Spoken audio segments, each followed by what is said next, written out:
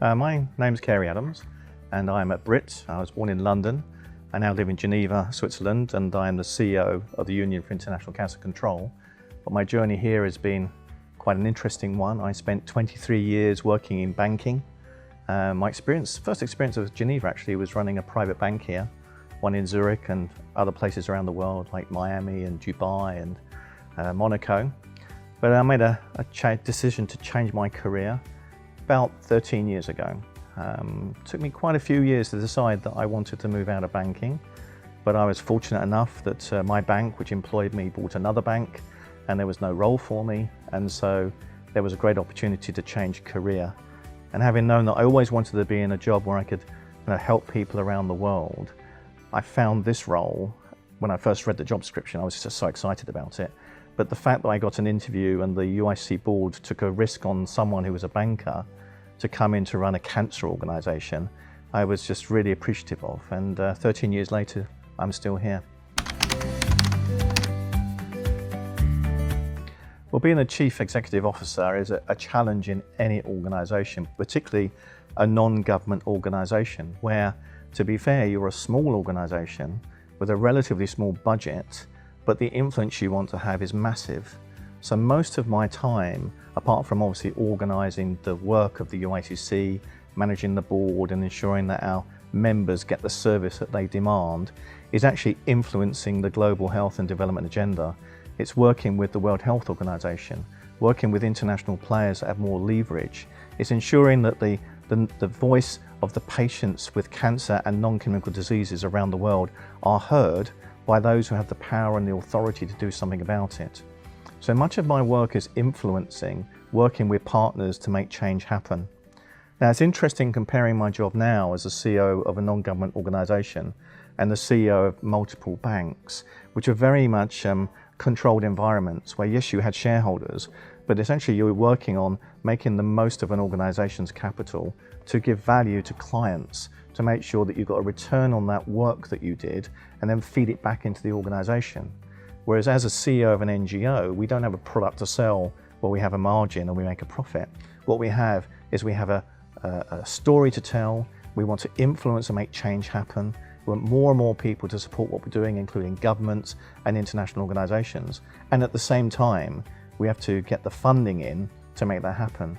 So I spend a disproportionate amount of my time looking at how we can fund our organisation rather than actually just running our organisation, which was something which is a real difference between being in the private sector and actually running an NGO.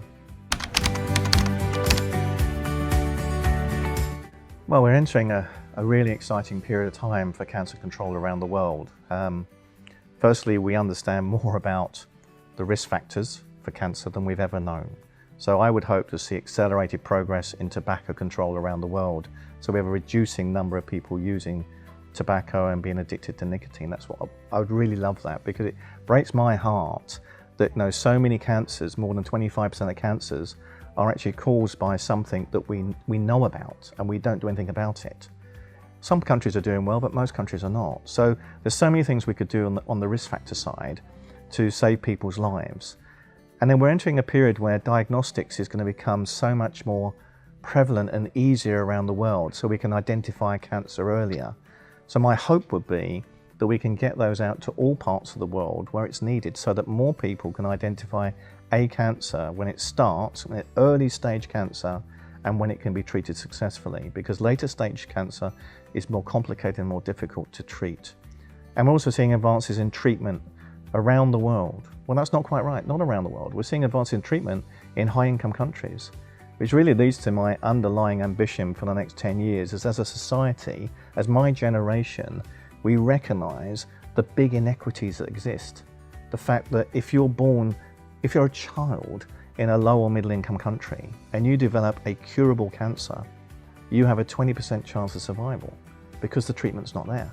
But if you're born in America, North America or Europe, and you have a child with cancer, then 80% survive. Now, I don't believe in today's world of mobility of everything through the internet and social media that a child born in a particular postcode should not have access to medicines which are tried and trusted and should be made available. So the inequity issue is something which I hope we all embrace over the next 10 years. And personally, I would like to feel that when I conclude this role, that there'll be fewer children dying from a curable cancer in low and middle income countries at that point than there is today. And that can be extended across all the cancers because we know the medicines are not available in most of those countries. Even worse, morphine and opioids aren't available. 70% of morphine and opioids are available in only 5 countries, which means if you get cancer in a low-income country where there's no treatment and no opioids and no palliative care, then you are very likely going to be dying in excruciating pain. And I don't think that's right. So a lot of these issues drive me personally about what we should be doing in cancer control globally, because I don't want a mother watching her child die because they don't have access to the medicines that are available 1,000 kilometers away. And I don't want a mother dying from cervical cancer in pain because they don't have access to opioids and morphine. These are the big challenges we face in cancer control.